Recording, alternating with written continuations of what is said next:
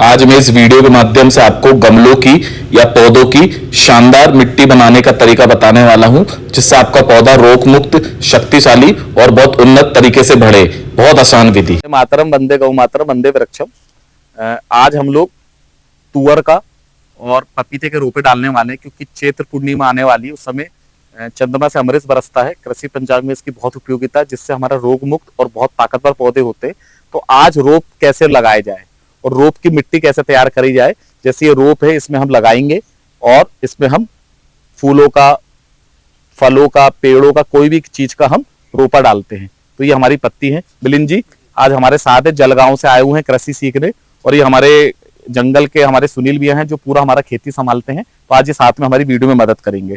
तो इसको कैसे बनाएं तो आज आपको समझना पड़ेगा, जिससे आप रोग मुक्त और बहुत शक्तिशाली आप क्या कहते हैं, इसकी मिट्टी कैसे तैयार करना है वो बना सकते हैं, जिससे आपका पौधे में आपको बहुत अच्छा रिजल्ट मिले और आपका पौधा बहुत अच्छा हो। तो इसमें सबसे पहले हम लेंगे लगभग 100 किलो में, अगर हम 100 किलो का घोल बना रहे हैं तो इसमें लगभग हम 49 से 50 किलो लेंगे हम गोबर खाद। तो ये हमारी देखिए गोबर खाद है, इसको डालिए यहाँ पे।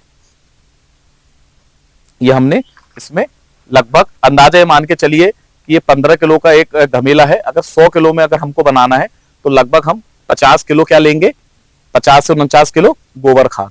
और उसके बाद 50 किलो लगभग हम क्या लेंगे, सैरा मिट्टी या मुरम वाली मिट्टी। काली मिट्टी हम नहीं लेंगे, क्योंकि काली मिट्टी चिपकती है, जिसमें थोड़ी रेतीली मिट्टी होती है। तो ये आप इसमें डालिए, ये दोनों को मिलाएंगे।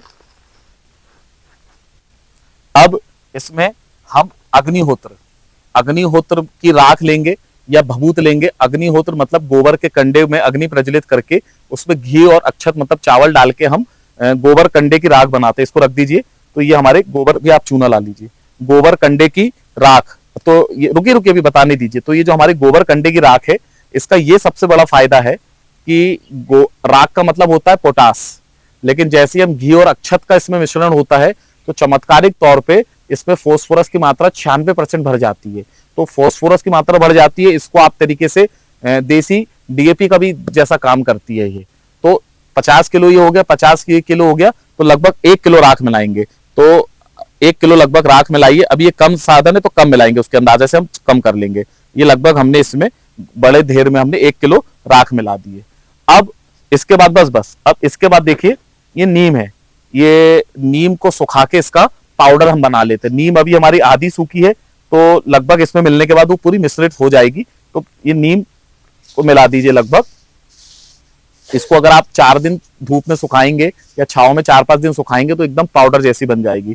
तो लगभग 1 किलो हमने इसमें नीम मिला दिए। और अब 5वीं चीज है चूना।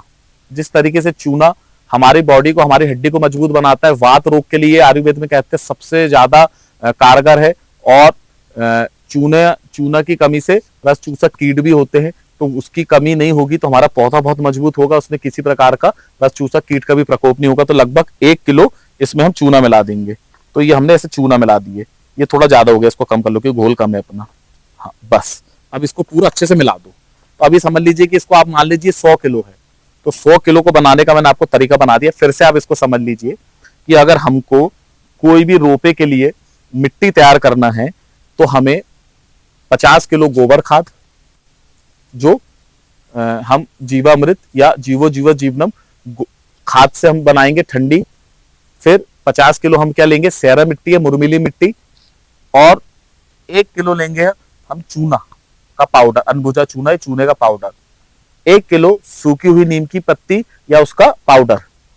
और 1 किलो हम लगभग लेंगे अग्निहोत्र की राख या भभूत, जिसको हम सुपर डीएपी कहते हैं। इनको सबको मिला लेंगे और इसके बाद ये दिखाइए, इनमें हम भर देंगे। थोड़ा थोड़ा भर दीजिए इसमें, ऐसे करके इसको हम भर देंगे। थोड़ा सा भर दीजिए इसमें। और ऐसे भरने के बाद जो हम लोग बीज को रात भर जो पानी में डुबो के रखेंगे, इसमें 1 इंची बीचों बीच में 1 इंची ऐसे उंगली से टोच के इसको फिर ऐसे भर देंगे और इसमें हम पानी डाल देंगे। इतने अच्छे हमारे रोपे तैयार होंगे।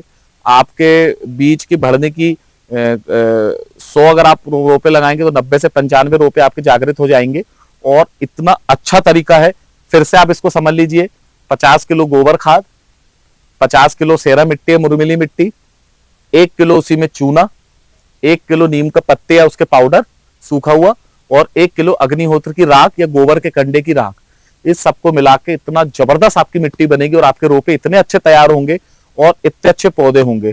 तो मिलिंद जी जलगांव से सीखने आपने अच्छे से समझा, आओ भी आपने भी समझा, तो क्या लगा आपको? बहुत अच्छा है कि प्राकृतिक तरीके से हम जा रहे हैं और जो विष मुक्त अन्न खाने का एक जो प्रक्रिया है इतनी सुंदर तरीके से आपने हमें बताई, धन्यवाद आपका। और इससे जो आने वाले फल फूल जो मिलेंगे बहुत ही पौष्टिक होंगे यकीनन। तो हमारे भाई साहब जलगांव से आए हैं, बहुत अच्छी यहाँ मेहनत भी कर रहे हैं, सीख भी रहे हैं। तो हमारी एक कोशिश है कि कैसे गौ आधारित खेती, कि आपके पास 1 या 2 गौ माता हो तो आप कितनी अच्छी खेती, कितने कम पानी में खेती कर सकते हैं और अपने भारत देश को विश्व गुरु, जहर मुक्त, स्वस्थ और शक्तिशाली बना सकते हैं। धन्यवाद।